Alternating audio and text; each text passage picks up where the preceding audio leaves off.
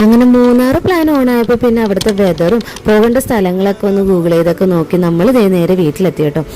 വീട്ടിലെത്തിയ പാടെ പിള്ളേർ രണ്ടുപേരും വാങ്ങിയ ടോയ്സൊക്കെ അൺബോക്സ് ചെയ്യുന്ന തിരക്കിലായിരുന്നു. അങ്ങനെ അവരൊന്ന് സെറ്റിൽ ചെയ്തിട്ട് നാളെ കൊണ്ടുപോകേണ്ട സാധനങ്ങൾ ഞങ്ങൾ മറക്കാതെ എടുത്തു വെച്ചു കേട്ടോ. എടുത്തു വെച്ചത് അപ്പം തന്നെ കൊണ്ട് കാറിലും വെച്ചു. അല്ല, നാളത്തെ രാവിലത്തെ തിരക്കിൽ നമ്മൾ ഏതെങ്കിലും ഒന്ന് മിസ്സാക്കും. അതറിയാവുന്നതുകൊണ്ടാണ് കേട്ടോ കയ്യോടെ കൊണ്ടേ വെച്ചത്. അങ്ങനെ അതൊക്കെ കഴിഞ്ഞൊരു 10:30 നമ്മളെല്ലാവരും കിടന്നേ. കാരണം വെളുപ്പിനെ 2 മണിക്ക് എണീക്കണം, 3 മണിക്ക് ഇറങ്ങണം എന്നായിരുന്നു നമ്മുടെ പ്ലാൻ. അങ്ങനെ രാവിലെ എഴുന്നേച്ച് കൊണ്ടുപോകാനുള്ള കാപ്പിയൊക്കെ ഉണ്ടാക്കി നമ്മൾ ഓരോരുത്തരായിട്ട് റെഡിയാവുകയാണ് കേട്ടോ. അങ്ങനെ പറഞ്ഞതുപോലെ 3:15 നമ്മളെല്ലാവരും ഇറങ്ങി. ആ സമയമായപ്പോൾ പിള്ളേരൊക്കെ എഴുന്നേറ്റിട്ടും ഉണ്ടായിരുന്നു. എല്ലാവരും നല്ല എക്സൈറ്റഡ് ആയിരുന്നു കേട്ടോ.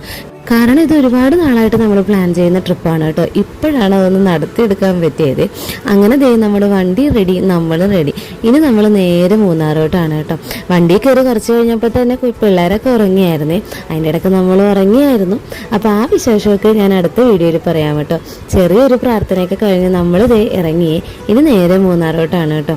അപ്പോൾ എൻ്റെ ചാനൽ ഇതുവരെ സബ്സ്ക്രൈബ് ചെയ്യാത്തവരൊന്ന് സബ്സ്ക്രൈബ് ചെയ്ത് തന്നെ സപ്പോർട്ട് ചെയ്യണേ. അപ്പോൾ അടുത്ത വീഡിയോ കാണാം. ബൈ.